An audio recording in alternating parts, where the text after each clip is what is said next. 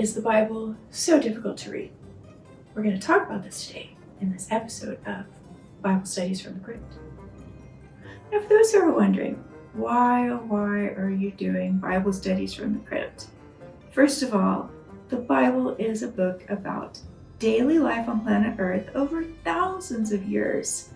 And, well, what better horror story is there than daily life on planet Earth?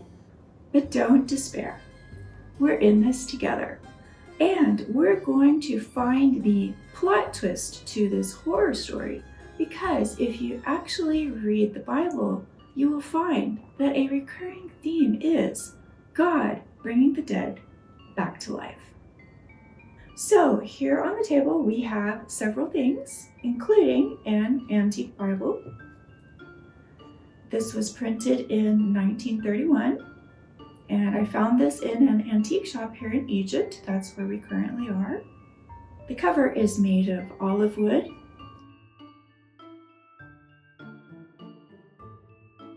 And I just love the artwork in this Bible. And I really love how Jesus' words are in red. This is how all the old Bibles back in the day used to be.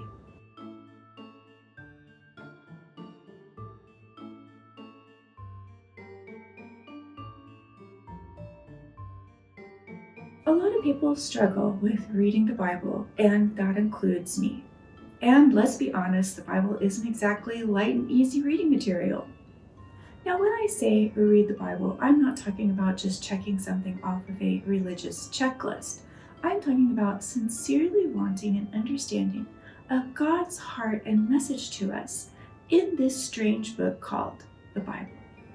So, here on the table we have 5 do-it-yourself coffins that I painted. These are interestingly shaped coffins, and these represent blocks that I personally had to push through to read the Bible. So why am I using coffins? Well, since the overall theme of these videos is death to life, let's see what we can do about pushing through these blocks so we can find the new life that God has for us in the Bible. Okay, so let's open the first coffin and see what the first block is. Andre, would you like to open the coffin? No.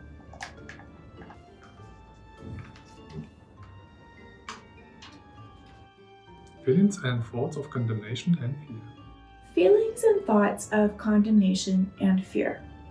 For years, I lived in what I can only call an oppressive blizzard of condemnation and fear. When I read the Bible at that time, it made me feel even more condemnation. However, during that dark time, God gave me a plot twist promise that He would bring me out of that dark place. For a long time, it seemed like that promise was not happening at all. But in time, it did happen. All because I pushed through and read the Bible anyway, even though there were no good feelings that came with it at that time.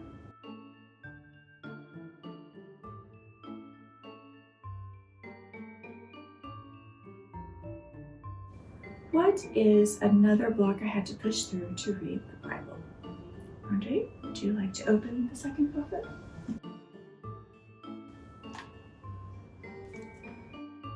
Affliction. Affliction. So, affliction is problems and obstructions orchestrated by evil, intended to fight you and block you from finding the good God life that God has planned for you in the Bible.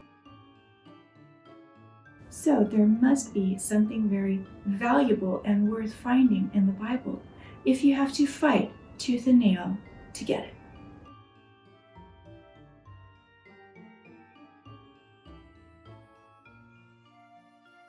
All right, let's take a look at coffin number 3, and I will open this one since it is on my side.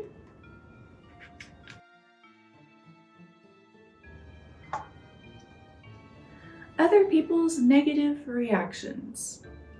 Isn't it interesting that some people get a bee in their bonnet when they find out that you're reading the Bible? I mean, I'm the one who's reading it, not you. So why does it bother you? I mean, if the Bible is just an ancient fairy tale about the flying spaghetti monster, why do you care so much? I have found that some people just don't care what happens to their soul when they die, and that's their choice. But as for me, I care what happens to my soul when I die.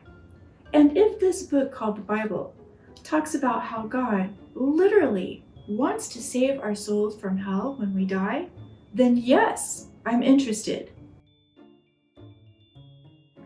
What is another block I had to push through to read the Bible? Andre, would you like to open the next coffin?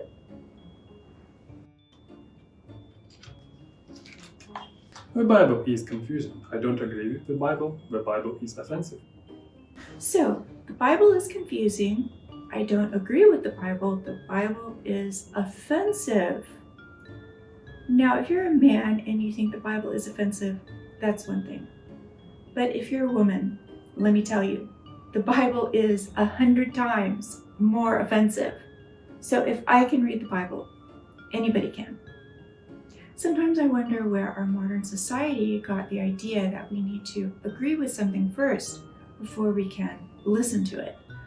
I have spent the majority of my adult life listening to people and reading things that I at least somewhat disagreed with, maybe even totally disagreed with. It wasn't necessarily fun, but it didn't kill me. And ultimately, how are we ever going to learn anything if we only listen to people who say what we want to hear?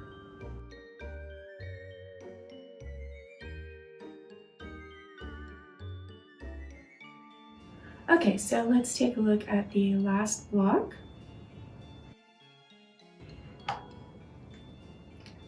God's promises don't seem to be happening. So I'm going to be honest here and say that I'm still struggling with this one. I've been waiting so long for God to fulfill some promises, to show up in some areas. And I mean, we're talking about God here. He can do miracles. Jesus healed the sick. He brought the dead back to life. God created the whole world in 6 days, and then he rested on the 7th day, right? So how long do you think it should take for him to just fulfill a promise? And yet it's been over 20 years, and I've done everything I can, and I'm still waiting. So for me, sometimes when I read the Bible, it's like, nope, that didn't happen. Nope, that didn't happen. Nope, that didn't happen. What's going on? So I just keep going, and I don't forget to be thankful for the areas where God has come through for me. So, based on my personal experiences, here are 7 reasons why I am in favor of pushing through blocks to reading the Bible. Number 1, nobody is more misunderstood than God. If we read the Bible, we can maybe get some clarity on who God is and what he really wants.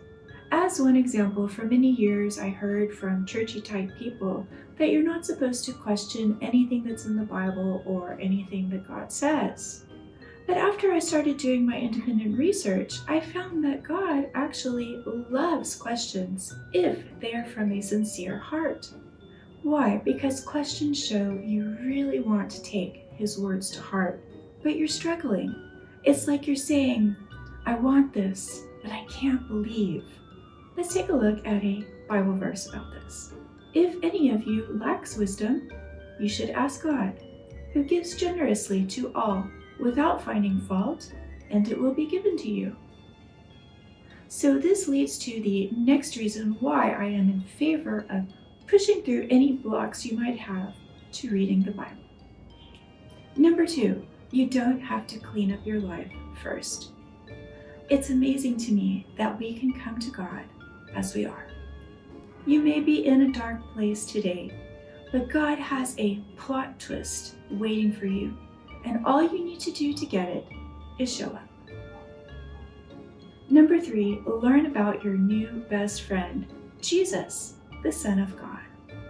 One reason why I read the Bible was because I was looking for an alternative to people.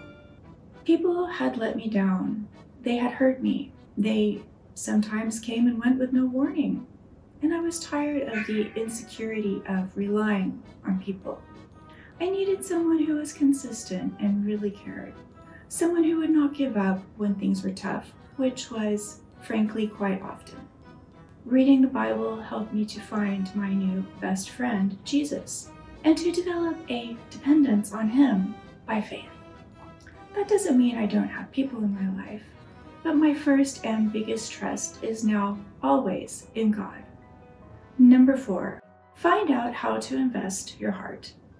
Isn't it amazing that there is so much focus on how to invest your money when money can't buy peace or a happy eternity for your soul? So if peace and eternity are important to you, find out how to invest your heart and get those things by reading the Bible. Number 5, the Bible is deep. In our modern world, there is an almost total lack of depth in everything. But the deep questions about life, death, existence, and the point of it all are actually some of the most important questions to think about. The Bible talks about all of these things, and there is no stigma there for being deep and searching for these answers. Number 6, attain the self-respect, dignity, and confidence that come from knowing that you did your independent research and investigated the Bible instead of letting someone else tell you what to believe. That was a long one. It feels a lot better on the inside when you know that you considered and decided for yourself what to believe. Number 7, it's not too late. Let me tell you when it's too late. When you're dead. So if you're able to watch this video, there is no better time than today to start reading the Bible. So I am Generation X. Back when I was a kid, we would sometimes watch cartoons about pirates. Now this was before all of the Pirates of the Caribbean nonsense. These were just generic cartoon pirates, and they were always very interested in finding a hidden, buried treasure. So they always had an old, beat-up map. Some of the pieces were missing, some of it was illegible, but this didn't deter the pirates at all because they were very determined to find the treasure. Why? Because it was gold and jewels and things of great value. So you need to have the determination of a pirate about finding the hidden treasure that God has for you. And you already have your old beat-up map, which is the Bible.